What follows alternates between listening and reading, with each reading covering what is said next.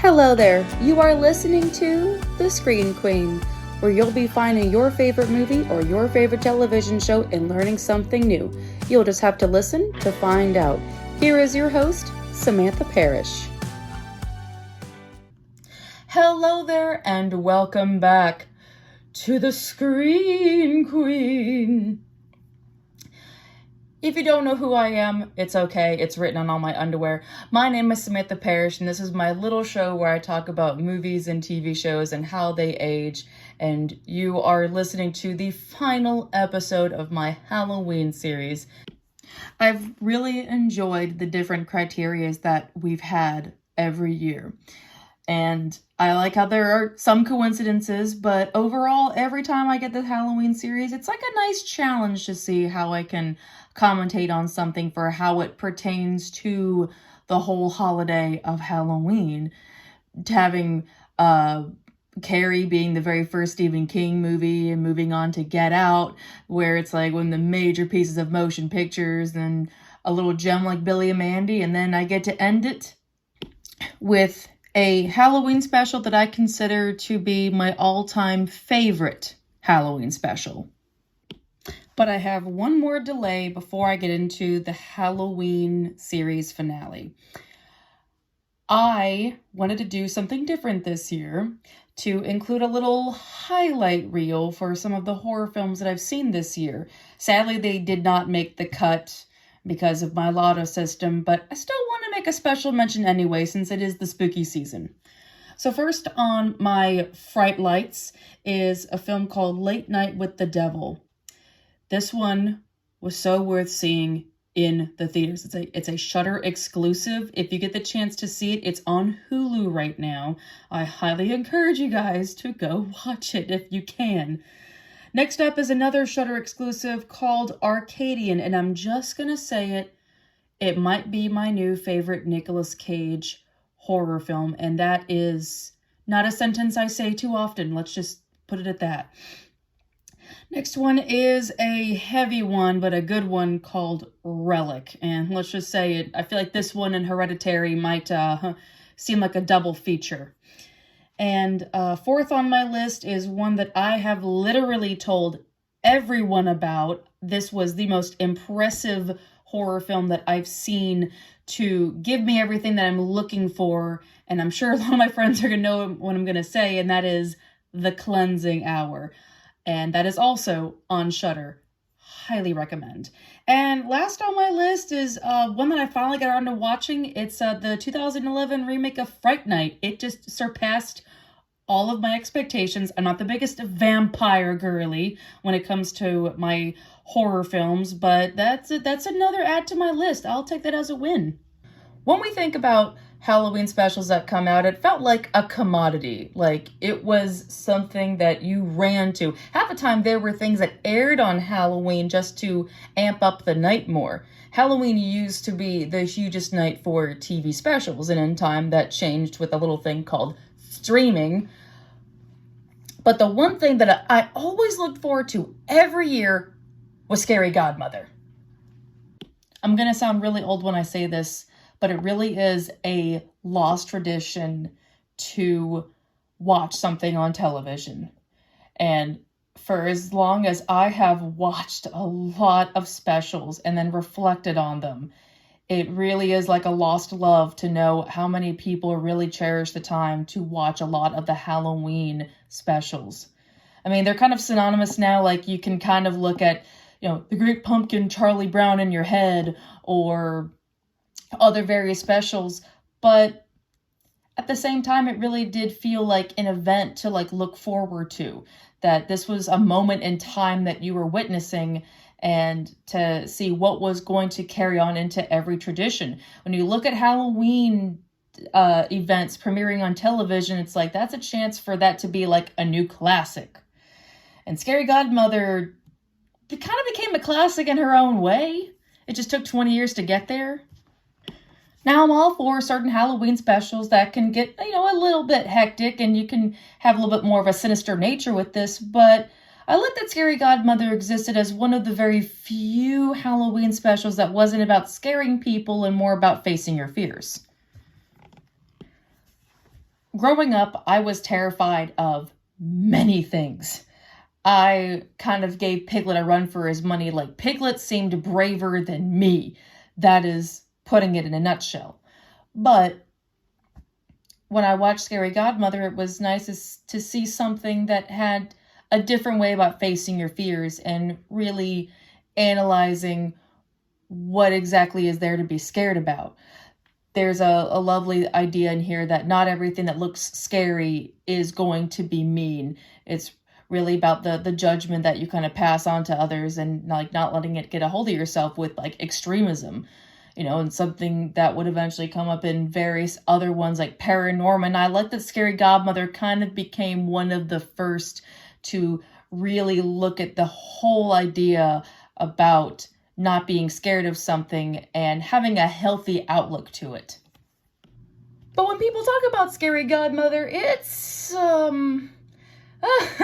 people call it as they see it. Oftentimes this is called, you mean the one with the weird animation? Like, that's what is known as Scary Godmother, the one with the weird animation. And yes, they're not wrong. It is a very weird animation. So this thing has had a very interesting ride to be a archived gem of the 2000s. It does have a very weird look that makes it appealing and unappealing at the same time, which I think adds more to the love for it. So I feel like this episode is coming out at the right time now that there is a legacy that's being talked about today, and now here I am to add to it. So this is Scary Godmother. Oh, and I'm covering the second film too because I can. So I feel the most proper introduction to give Scary Godmother is the woman that started it all, Jill Thompson. I recently just saw a video where someone did a deep dive into all of her work and it showed a picture of what she looks like, and it's not too hard to see where Scary Godmother had gotten her iconic redhead look, and I kind of love that self-insertion of herself in there right off the bat. It answered so many questions that I didn't have to make about this character. Like, the creativity of this woman is absolutely amazing. And I found out that Jill Thompson is going to be releasing a whole compilation of the Scary Godmother series, and it's going to launch November 5th, 2024. That might possibly be the best belated gift to ever happen around a holiday. Like, that just makes Halloween just like 10 times more special, that you get a little bit more when the holidays are over. But anyway, in 2003, Jill Thompson made a deal with Cartoon Network to have her story, Scary Godmother, premiere during October, and it was set from then. I remember that the special used to air, I think, up until I was 19 years old. I watched this when I was 7, so think of all the other specials that Cartoon Network, like, kind of egregiously allows on their network, because some stuff only got like a one-time showing. You just had to be there. Scary Godmother got that treatment for close to 15 years. That's impressive, but I'm sure most of you are kind of wondering, so what's Scary Godmother about? Scary Godmother is about a young girl named Hannah Marie. She is unfortunately pranked by her cousin Jimmy and his friends that definitely need to start rethinking who they're going to be having as their friends. And while she's crying in the quote-unquote spook house, like a more kid-like thing that makes this environment feel more embedded with what we deem to be our fears as a child. But anyway, while she's boo-hooing in the spook house, her scary godmother hears her cries and comes to her aid and asks her, "What made you so sad? What made you so scared? Let me help you." And she said, "I'm afraid of monsters." And she goes, "Ha! Monsters are my best friends!" And takes her to a Halloween party. And that's that's kind of it. You're just mostly tagging along to this kid going through what should have been a 911 phone call from Jimmy. But given the atmosphere, this is a children's story. It's going to do things that's going to appeal to a lot of kids. I mean, shit, it appealed to me. That is the endless charm of Scary Godmother. This was one of those stories that didn't do a whole lot to be fantastic. The funny thing, though, is the plot that I just described to you is not entirely the plot of the book. I would say, like, 1/3 of the movie is actually consisting of the book.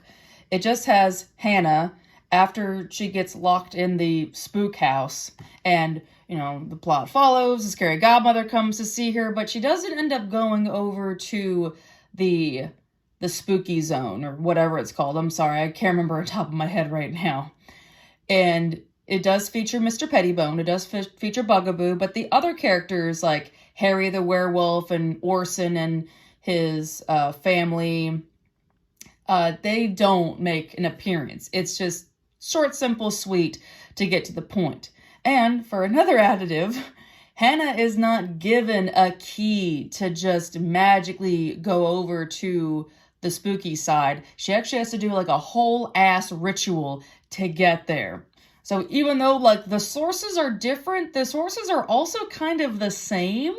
I feel like if something exists within that realm where okay, that makes sense, then, I can't judge the way that something is slightly different. I feel like you can put anything in the spot of how Hannah gets over there, and it's still going to be very creative. I can't argue with something that feels it's doing a good job to its predecessor, even if it's different.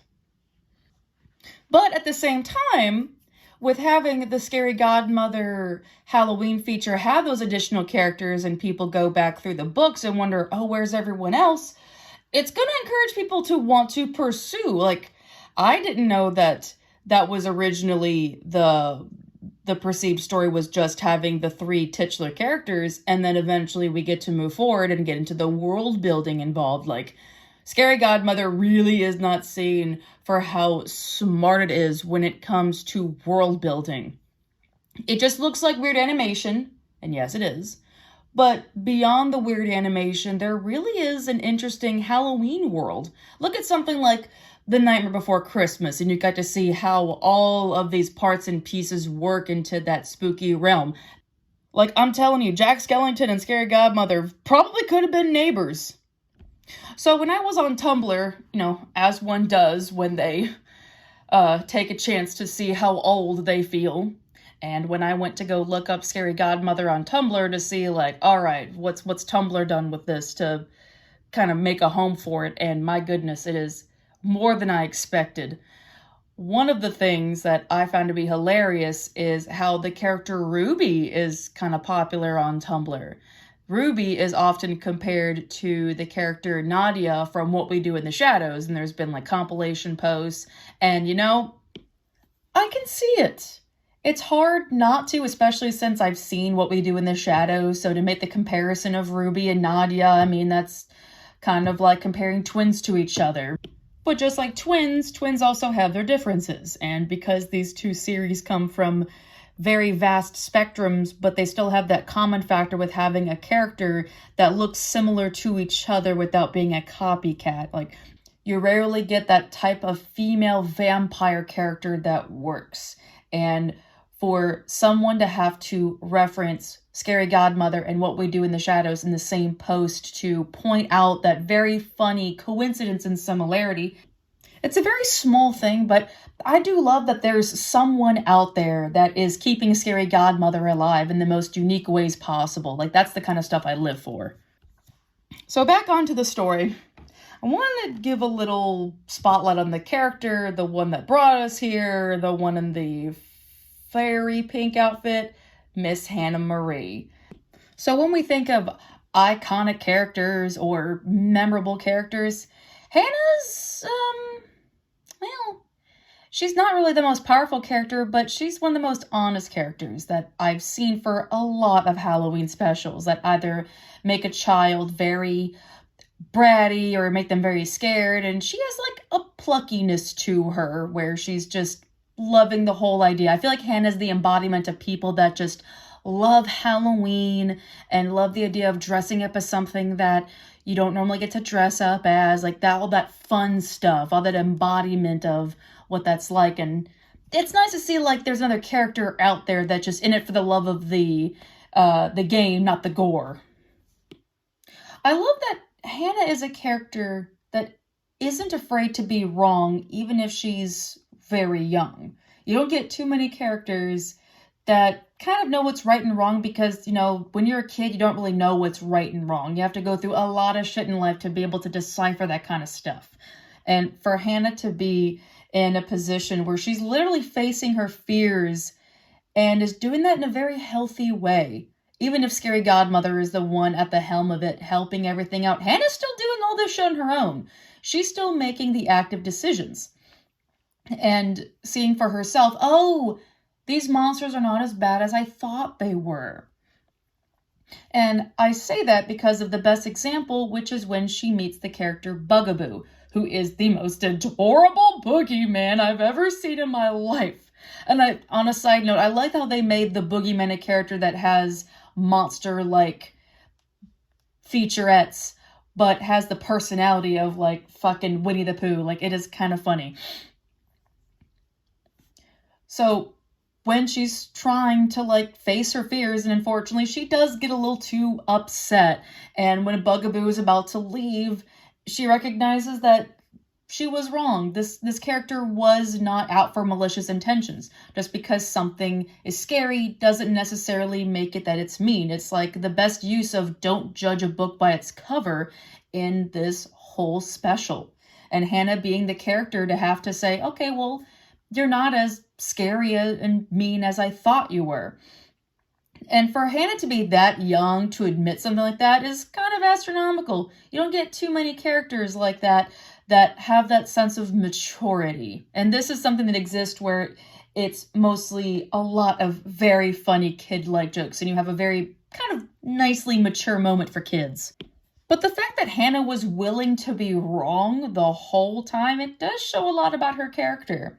You don't get too many kids that can veer away from what they've known, whether it was by fear or fear of others. And from what we've seen early on, fear was a big benefactor as to why she was here in the first place. It really does bring an astronomical change to her character about how she's really learned that she was wrong her whole life about monsters. There's a way that we can teach kids things, and I like the lessons within this. The lesson and morale of her learning not to be scared is something to be proud of. It's why I always remembered her from all the Halloween specials. I always think, well, they're not like Hannah Marie. Like, she wasn't really the best character. She wasn't most powerful, but she was the one that was the most in progress. I feel like with horror, there's certain things that you kind of gain a backbone to be able to learn and not be scared. And I like Hannah's reasons for not being scared. It's a lot to take some cues from.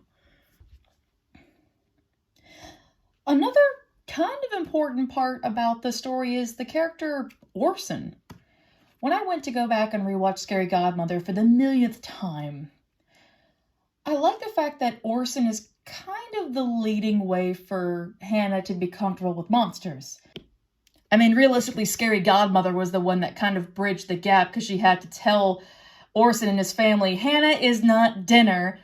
But after that whole thing was done and Hannah got to talk to Orson, like, the shroud of scary really faded very quickly in such a nice way, since these two kids talked like anything kids would say. And it's kind of nice that Orson became one of the first few people to help Hannah get over her fear of monsters, and that she also gained a lot of friends in the process.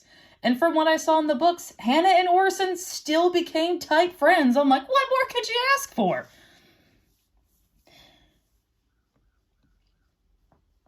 The connections between all these characters, they're very organic, and I love that about it.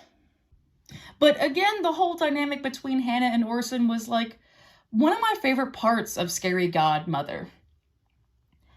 I love seeing these two characters interact together and make their jokes and try to like understand each other. Like, one of my favorite moments is when they're talking about what they're going to be when they grow up, you know, as kids do. And Orson goes in to say, like, I will be the king, you know, like the ruler of the night. And she goes, well, I'm going to be this, with a pony. And he's like, cool. And I'm like, oh, that's really sweet. So I feel it's that time to give the woman of the hour her proper dues, and that is Scary Godmother herself. Now, when we think of, like, icons for horror, you know, I think of, like, you know, Elvira or Michael Myers. I wish Scary Godmother would be considered as an idol because she does something for the realm of Halloween in a different sense. Halloween is always associated with, like, you know, the fun of being scared, but I like that she exists as a character that doesn't want you to be scared. She just wants you to enjoy Halloween. That's why she goes through everything with Hannah to help her not be scared so she can enjoy the holidays.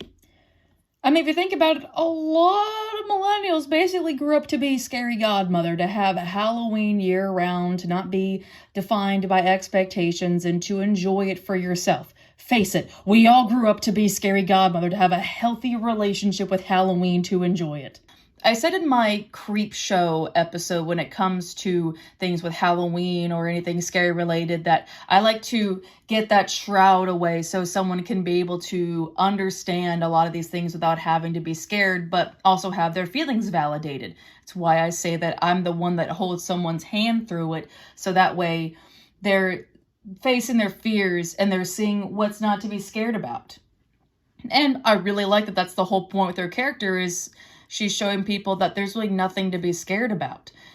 But it's a healthy way of facing your fears without anything else, that you have a better understanding of the world around you. And I feel like Scary Godmother doesn't get enough credit for being someone that is a titular person to help people face fears. It's a different side of the whole Halloween department, but it's a side that, I mean, got me through it. That's how I'm able to enjoy things on Halloween. Scary Godmother became that person for me, that character for me that kind of helped me face my fears. So now on to the sequel that a lot of people surprisingly like, including yours truly. The sequel to Scary Godmother is titled The Revenge of Jimmy. And well, it's a pretty fitting title because it's kind of the plot and kind of not the plot. Because Jimmy got his ass handed to him, with karma being the shape and form of all the monsters, now Jimmy is terrified. But there's some time that's passed that Jimmy's friends are not really putting up with him and that they really like Hannah a lot. I mean, it's kind of hard not to. Would you want to stay hanging out with the guy that has an unfair thing, or the girl that actually doesn't make things unfair? It's kind of not a hard decision. The friends made better choices in the second film. I'm so glad. But Jimmy's convinced that the monsters are going to get him, so he does whatever he can to ruin Halloween. And naturally, things do not go according to plan. As I mentioned, that there is a whole ass series of Scary Godmother stories, but I kind of like how the sequel to the first movie is more centered on Jimmy. Jimmy, as I found out, becomes a very interesting turnaround character, and even though we might never get another Scary Godmother movie, I mean, that might change after November 5th, I hope, but Jimmy being the character to be the focus of the second film does feel fitting, because if you look at it, Jimmy is kind of the reason why we're here. If it wasn't for Jimmy locking Hannah in the spook house, then she would have never met her Scary Godmother. As terrible as it is that Hannah went through that and it led to a better outcome, still, Jimmy is the reason why we're here. And to have the after effects of someone getting a dose of his own medicine, that's a pretty fitting story. But here's the thing that I have with Scary Godmother that I've never really been quite understood of. I don't get why Jimmy destroying Halloween is gonna affect Halloween, where it's like, really? Just this one kid in this one town is gonna make a worldwide holiday and the Halloween dimension just disappear? Like, I get it's a kid's story, so it's like kid motives and the logic of everything on Hannah's shoulder to make Halloween still exist. that's my fault I have with the story, because there's been others like this, like Rise of the Guardians also went through this, like, oh, because all the kids are losing their belief, we're not as strong. Okay, that does make sense, but that's because it worked on the whole world being affected. You're going to tell me that Jimmy was able to make Halloween go away in this one town? It's a little weird, but it's a kid's film, so I give it a little bit of some relief. Besides that whole weird, bizarre world building that Halloween is essentially revolving around Hannah, and it kind of feels a little bit like forced, it's still solid.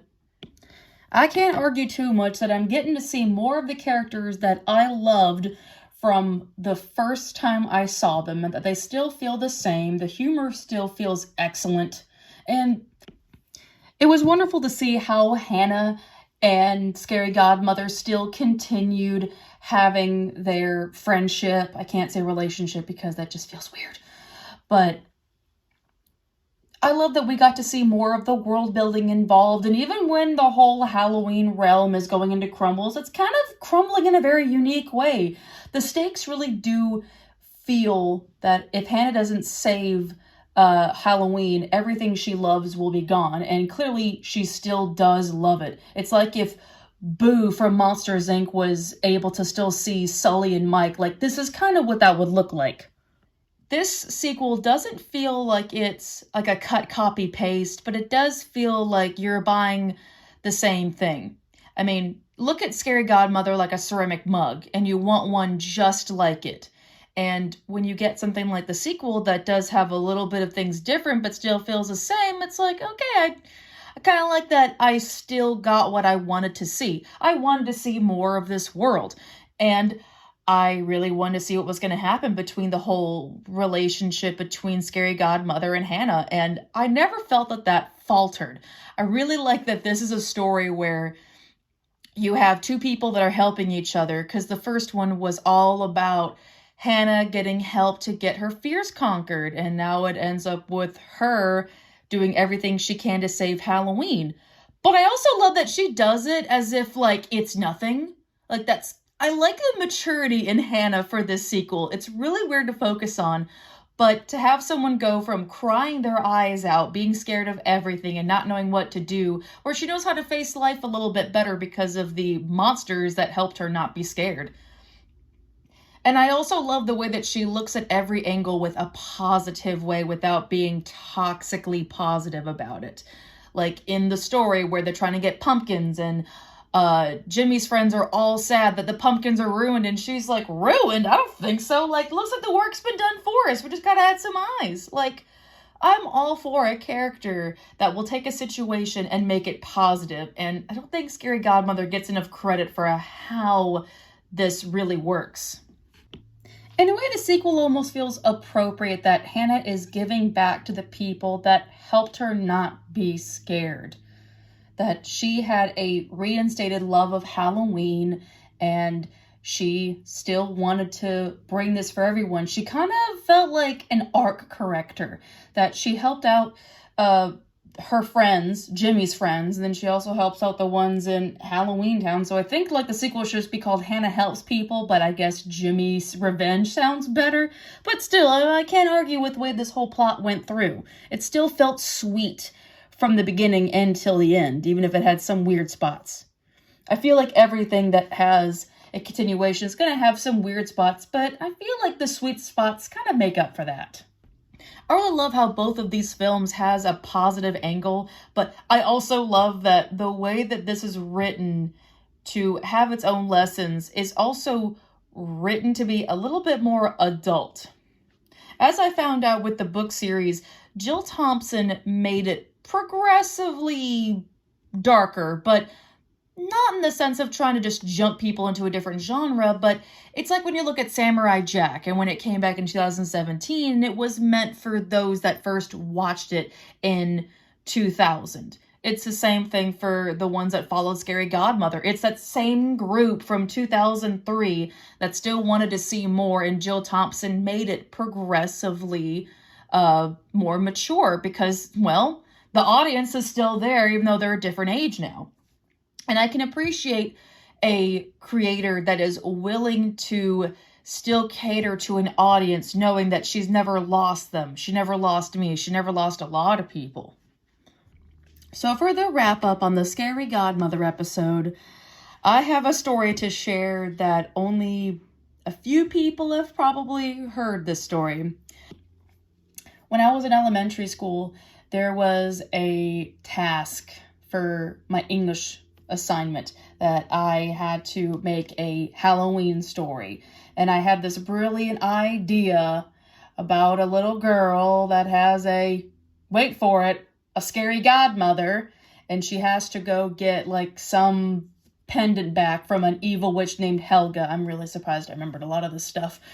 And at the time that I wrote it, I was like, wow, this looks really cool. And then I reflected on it like, oh my God, I plagiarized Scary Godmother for a paper. I even named the little girl Hannah. That is straight plagiarism.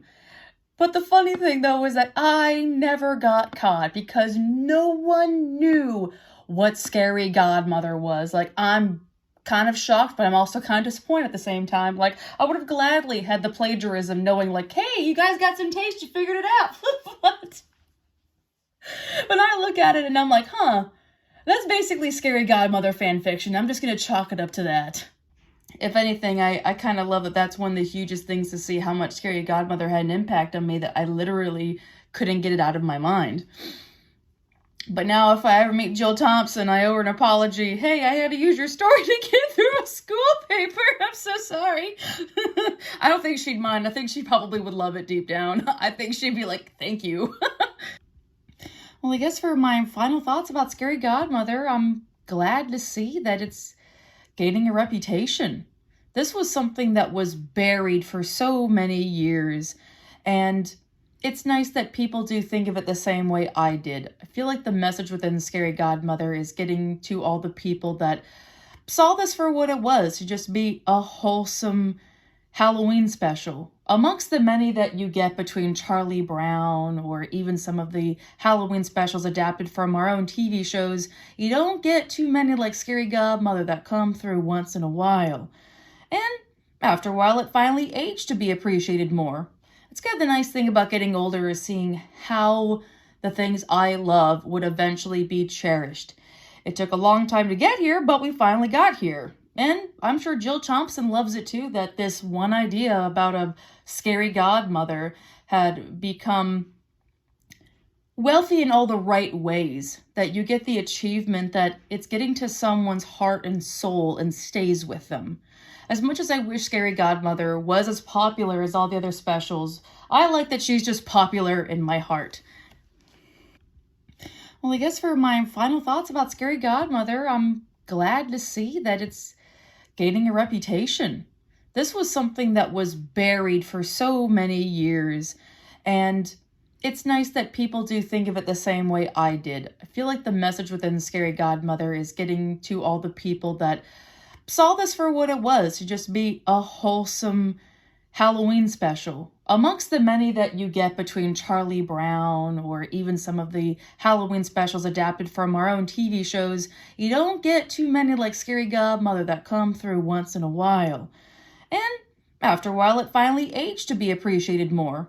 It's kind of the nice thing about getting older is seeing how the things I love would eventually be cherished. It took a long time to get here, but we finally got here. And I'm sure Jill Thompson loves it too, that this one idea about a scary godmother had become wealthy in all the right ways, that you get the achievement that it's getting to someone's heart and soul and stays with them. As much as I wish Scary Godmother was as popular as all the other specials, I like that she's just popular in my heart. I know it goes without saying, but I'll say it anyway. Thank you so much for being here for the Halloween series on the Screen Queen. This was a wonderful way to end it. And to have it happen near Halloween is even better. This is like a wonderful double feature.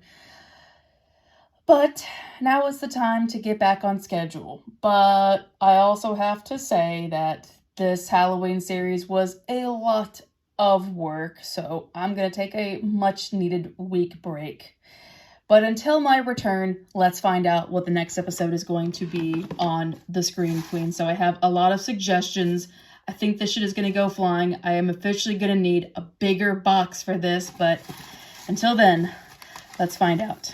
Alrighty, I picked one. Let's see what you are. Tell me your secrets. Tell me your stories. You know, I love it when I pick up a title that automatically has me laughing because I know what I'm going to be doing for the next one. So for the next episode on the Screen Queen is going to be the Blues Brothers. I don't know if I can get to that episode without laughing. Look at me already, guys. That's going to be great. Alrighty. Well, I will be back in 1 week. Until then, you can find me on my Instagram at the Queen of the Screen, where I talk about movies and TV shows there, and you can shoot me any recommendation that you want.